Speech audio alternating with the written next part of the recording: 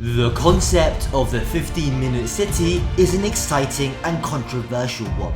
But what is it and why do we even care? Watch this video to find out. A 15-minute city is a way of urban living where residents are able to meet most of their needs within a short walk from their homes. The 15 minutes in 15-minute city describes the maximum time needed for a typical citizen to walk or cycle from home to work, or to access essential services such as school or shopping. There are many versions of the 15-minute city concept, such as the 20-minute and the 30-minute cities. But regardless of the number of minutes, the central theme is the same.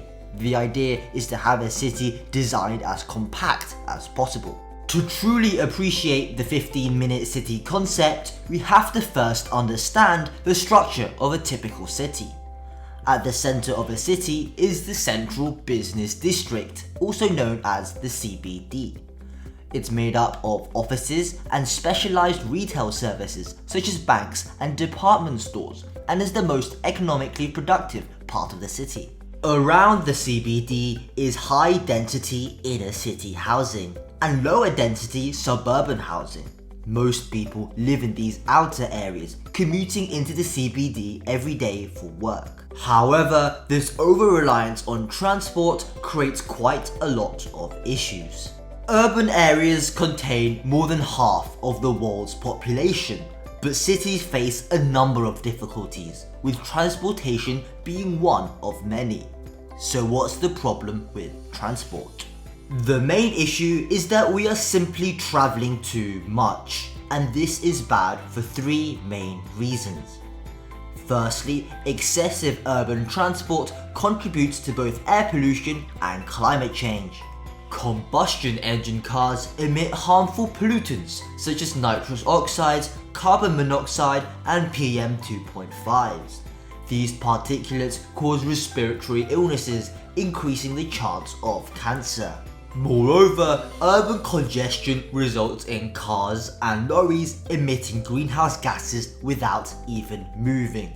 This leads to climate change, with over 20% of global fuel consumption emissions originating from urban traffic alone. Congestion creates other problems too. We've all been stuck in traffic before, and we've all blamed congestion as an excuse for arriving late.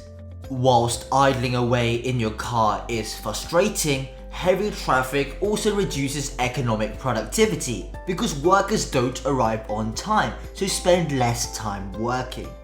This means that they make less money and contribute less to the national economy. To find more about transport, watch this video appearing on your screen now. Now that we've talked about a typical urban area, let's discuss what a 15-minute city looks like.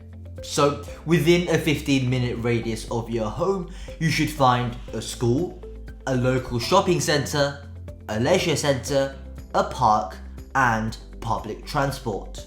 To ensure this is possible, there should be a mix of residential, commercial, and recreational spaces in one area, rather than a separate residential and business zone seen in conventional cities. In other words, land use should be evenly spread between all parts of their city to reduce the need for transport. However, transport systems have to be as interconnected and as multimodal as possible, with many different modes of transport all connected on a single network. The streets should be safe for both pedestrians and cyclists, with lots of cycle lanes and green spaces. Housing options should be diverse, with some affordable housing to accommodate a mix of income levels. But why do we care about 15-minute cities in the first place? 15-minute cities can go a long way in improving health, reducing social inequality, and mitigating climate change. Firstly, as people travel less and use more public transport, the number of car journeys is greatly reduced, decreasing the city's collective carbon footprint. In fact, since Paris's goal of becoming a 15-minute city, it has cut its carbon emissions by 20% over 15 years. This also leads to a reduction of traffic congestion, which itself contributes to both cleaner air and higher productivity, thus increasing the quality of life of everyone living in the city. Besides, safer streets, larger parks, and more cycle lanes improve public health as it incentivizes people to exercise. Not only does this lead to better well-being, but it also reduces the burden on health services as fewer people need treatment. 15-minute cities also contribute to a more equitable society because land use is spread evenly across the city.